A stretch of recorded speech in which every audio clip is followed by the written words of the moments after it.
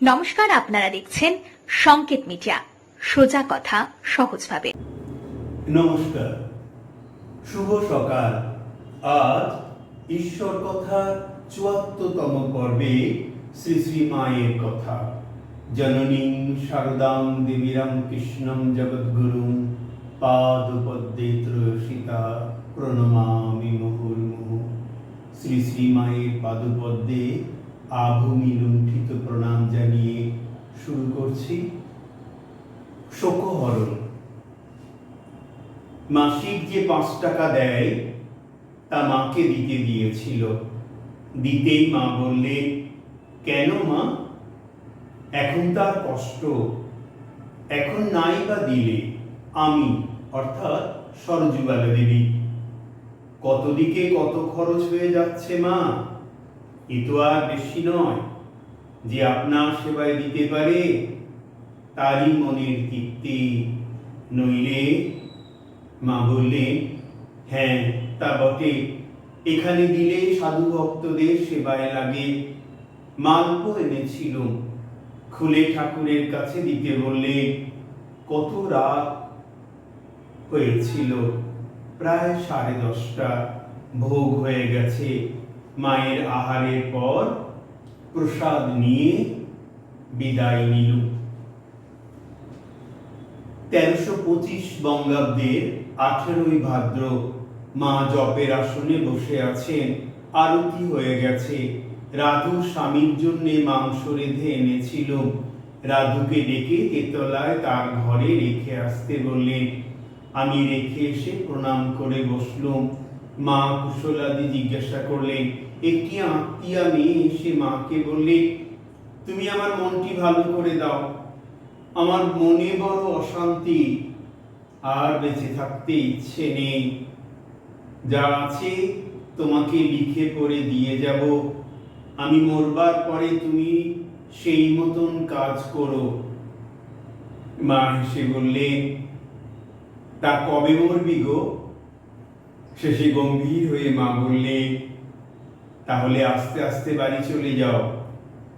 এসব জায়গায় যেন একটা বিপদ করে বসো না, এমন জায়গায় থেকে আর আমার কাছে বলেই সামলে নিয়ে।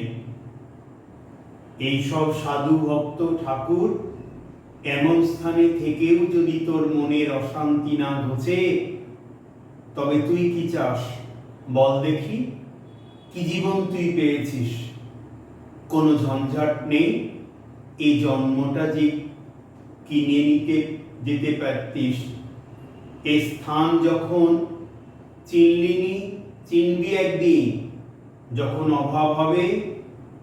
তবে এখন বুঝলিনি তোর পাপ মন, তাই শান্তি পাসনে। কাজকর্ম না করে বসে থেকে থেকে মাথা গরম হয়ে উঠেছে। একটা ভালো চিন্তা কি তোর কিছু করতে নেই? কি অশুদ্ধ মন গো? এই বলেই আবার হেসে উঠে আমার পানে তাকিয়ে বললে, কি ঠাকুরের লীলা মা, দেখছো মায়ের বংশটি আমার কেমন দিয়েছে, কি কুসংসর্গই করছি দেখো। এইটি তো পাগলই, আর একটিও পাগল হবার গতিক হয়েছে। আর ওই দেখো আর একটি, কাকেই বা মানুষ করেছিল। মা একটুও বুদ্ধি নেই। ওই বারান্দায় রেলিং ধরে দাঁড়িয়ে আছে, কখন স্বামী ফিরবে। মনে ভয়, ওই যে গান বাজনা যেখানে হচ্ছে, পাছে ওইখানেই ঢুকে পড়ে। দিনরাত সামলে নিয়ে আছে। কি আসক্তি মা! ওর যে এত আসক্তি হবে তা জানতুম না। আত্মীয়াটি বিষণ্ণ মুখে উঠে গিয়ে শুলে। মা বললেন, কত সৌভাগ্যে মা এই জন্ম। খুব করে ভগবানকে ডেকে যাও।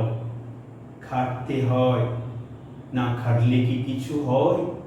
সংসারে কাজকর্মের মধ্যেও একটি সময় করে নিতে হয়। আমার কথা কি বলবো মা, আমি তখন দক্ষিণেশ্বরে রাত ৩টের সময় উঠে জপে বসতুম। কোনো হুঁশ থাকতো না। একদিন জ্যোৎস্না রাতে নবতী সিঁড়ির পাশে শ্রী শ্রীমা নবতে নিচের কুঠুরিতে থাকতেন। ও আর পশ্চিমের বারান্দায় সিঁড়ির পাশে গঙ্গার দিকে দক্ষিণ মুখ হয়ে তিনি ধ্যান করতেন। এখনো দক্ষিণেশ্বরে গিয়ে অনেক মানুষের তীর্থস্থান এই মায়ের আবাসস্থল। ঠিক সেইখানে বসে জপ করছি, চারদিক নিস্তব্ধ। ঠাকুর যেদিন যখন ঝাউতলায় শোচে গেছেন কিছুই জানতে পারিনি।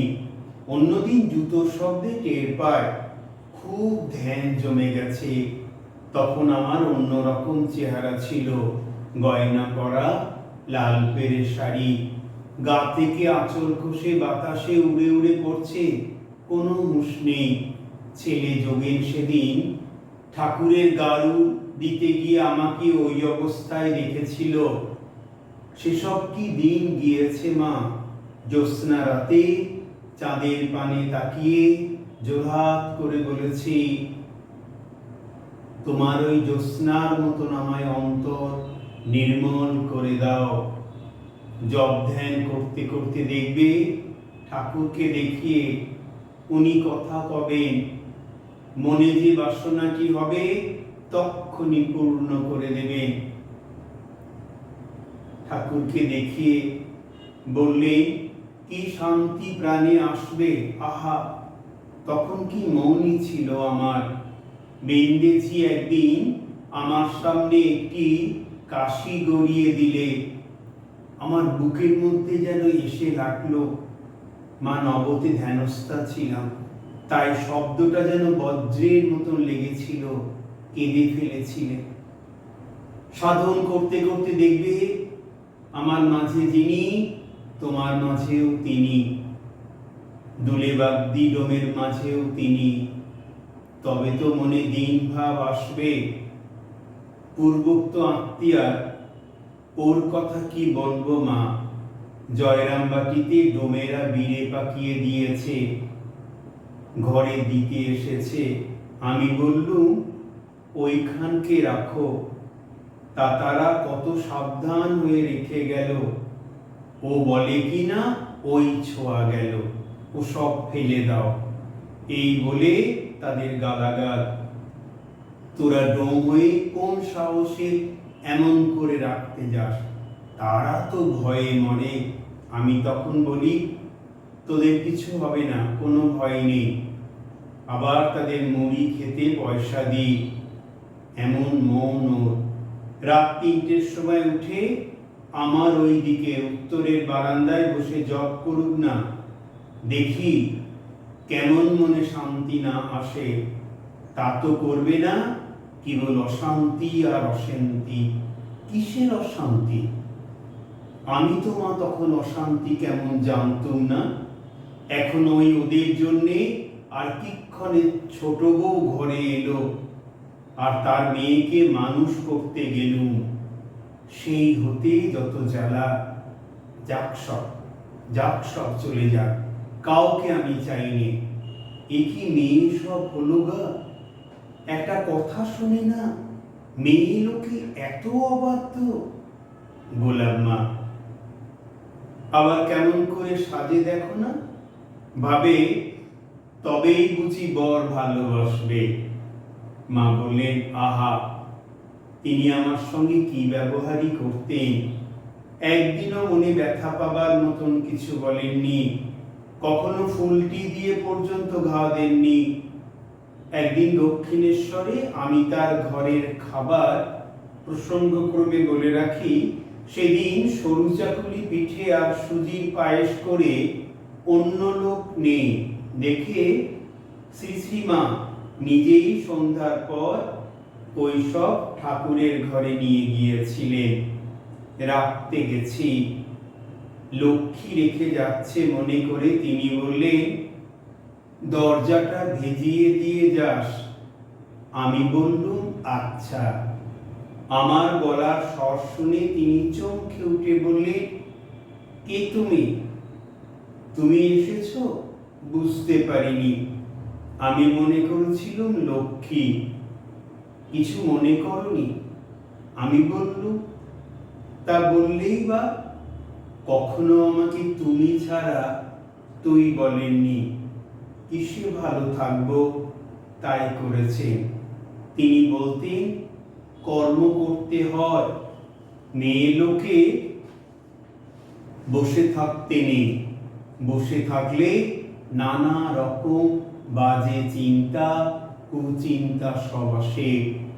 একদিন কতকগুলি পাট এনে আমাকে দিয়ে বললে, এইগুলি দিয়ে আমাকে শিকে পাকিয়ে দাও, আমি সন্দেশ রাখবো, লুচি রাখবো ছেলেদের জন্য।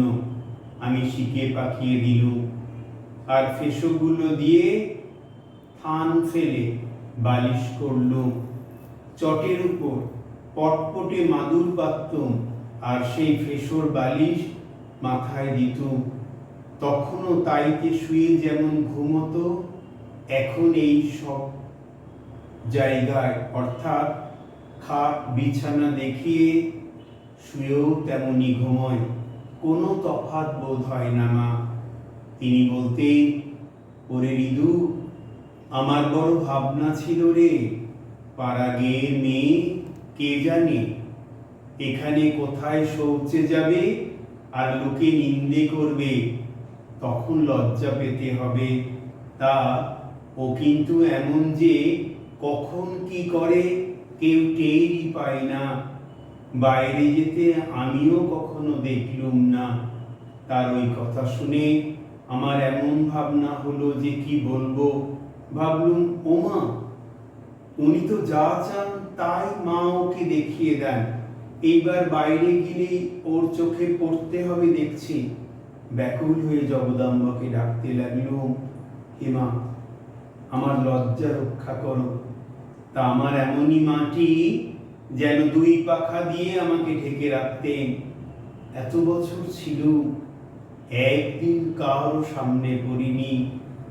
লোকে আমাকে ভগবতী বলে, আমিও ভাবি সত্যিই বা তাই হব। নইলে নইলে আমার জীবনে অদ্ভুত অদ্ভুত যা সব হয়েছে, এই গোলাপ যোগী এরা তার অনেক কথা জানে। আমি যদি ভাবি এইটি হোক কি এইটি খাবো, তা ভগবান কোথা হতে সব জুটিয়ে এনে দেন। মা তার নিজের জীবনে আরো অনেক অভিজ্ঞতার কথা বলেছে। ঈশ্বর বলেছেন, আগামী কোনো পর্বে শ্রী শ্রী মায়ের কথাতে আবার আমরা অনুধ্যান করব। আজ এই পর্যন্তই। শ্রী শ্রী মায়ের আশীর্বাদী হাত আপনাদের মাথায় করুক। খুব ভালো থাকুন। আগামী ৭৫তম পর্বে শ্রী শ্রী গীতা থেকে পাঠ। নমস্কার। Subscribe our channel. Press the bell icon.